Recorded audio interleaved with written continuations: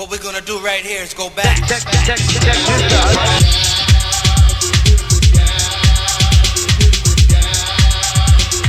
This is the Spinr interview with Todd at Nightclub. I know that you've always been good friends with Kenny Dope. Yeah. That you are the one who introduced Kenny to Lily Vega. Yeah. So, I have all your original Masters at Work records. Mm-hmm.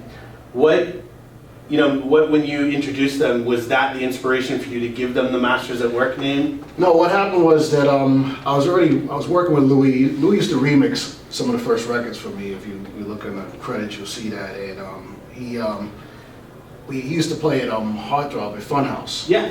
So then I bring my real partner in the beginning was Mike Delgado.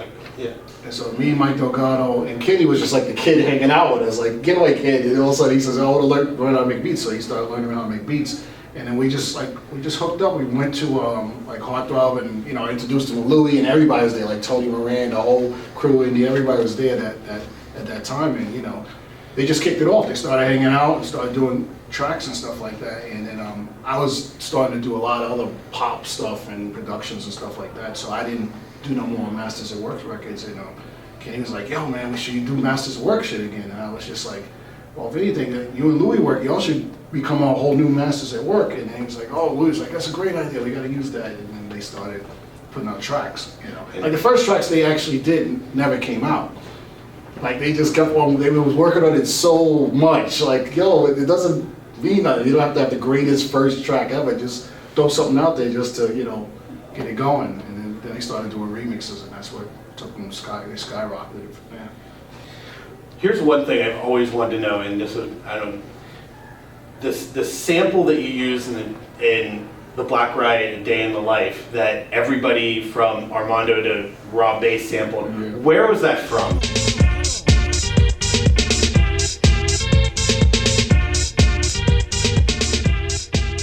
That sample is from Sequel, It's Not Too Late. Because it's probably one of the most recognized samples ever. Yeah, it's a string part in Sequel on the dub, and it's a 45. I put it on 33, and that's how I got the sound. It's brilliant. See, for 20 years I've wondered that, right? Man. Nobody would. I caught it by mistake. I was like, oh, what's that? I put it on 33, and it was like just like a sound. I didn't know. When I first did A Day in Life, I didn't know what it was. I really was just playing around. I was like, this is ridiculous. This is I don't know what this is called or whatever. And then I took it to the label, and they was running around, jumping around like, yo, this is the best thing ever. Like, Silvio Tancredi, and they just was on it. And I was like, all right, put it out, let's do it. As someone who helped pioneer house music, and especially the New York sound, and being there for so long, how do you see house music in 2011? How do you feel about what it's become, and maybe a little bit of where you think it's going? Well, I think we had like a bad 7 years of music, to be honest. Like, between a lot of the bleep stuff and all the crazy stuff, like I think we lost the music in the house music. So it's like it's got to come back to the song and the music somehow. And you see that it's slowing down now, because I guess people get tired. They can't dance to it if it's like 1:30 and something like that. It's just too hard to relate to.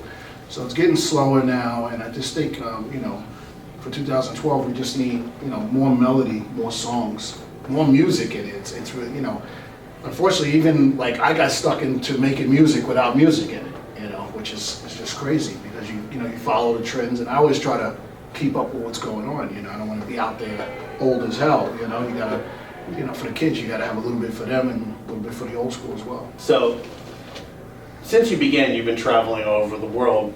How do you see, being that, you helped pioneer, house music in the U.S., how do you see, being around the world, how it's being embraced everywhere else versus how it is here now? It's every 5 years you get a new age of kids out there, so you try to school them and elevate along with them. So throughout the world, every club is different. You guys, I knew I can go into some old school here. I saw the old school heads. I felt it out. Some of those other clubs, I got to go a different direction. But try to keep on pulling them back into where I come from. So it's every club, every spot in the world is different. You just try I try to just cater to everybody. You know, I think playing a little bit of everything, you can't lose. Here's a fun, I mean, I don't know if you ever counted, do you have any idea of how many pseudonyms you've ever used? I mean, back in the days, that was just like the concept, because some labels had me signed to like a 5-record deal, and I couldn't put out, you know, Todd Terry on any other label. Like, they would cry and everything like that, so I would just come up with other names, Black Riot, produced by Todd Terry, and it just fit, you know, just worked as the contract thing. And then I just started getting used to, and I thought it makes it interesting for the consumer when they come by, they say, yo, what's that? Oh, that's him again, but it sounds different. You know, I try to give everything a different little sound, but overall you can hear that it's my beat underlaid under it. But you know, just having fun with it. You know, I never, you know, I didn't really take things seriously until like 2 years deep into the record business. I thought it was like, you know, a big joke actually at first, because I grew up in hip hop, so it's like I really never paid no mind to it. Like I had to catch on to it as I was going. You're legendary for using the 1200. Have you gotten into producing on a computer at all? Yeah, I could do everything that I used to do on the 1200 on the computer now. Like last 3 or 4 years, I just kind of really was studying that aspect of it, like getting the dirt, making it feel right, you know, not making it feel too mid-rangey, like making it warp the right way and stuff like that. So I definitely got into making my 1200 sound like the computer. And I still go back to the 1200, and like all the sounds of the 1200 that I had, like you'll hear in some of the new records, I just took the sounds and I cleaned them up and just, you know, made it sound more up to date for today. What are you using? I mean, I use Logic. Logic is like the main thing. I use some of the Pro Tools I get from vocal records. People send me Pro Tools.